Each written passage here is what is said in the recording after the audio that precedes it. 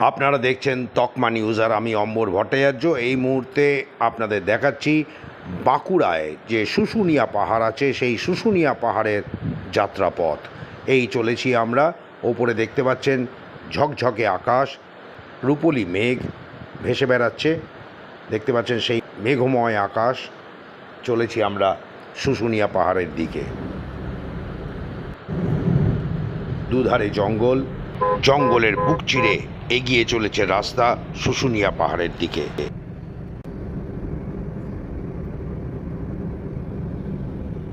ওই দেখা যাচ্ছে, দেখুন ডান দিকে শুশুনিয়া পাহাড়।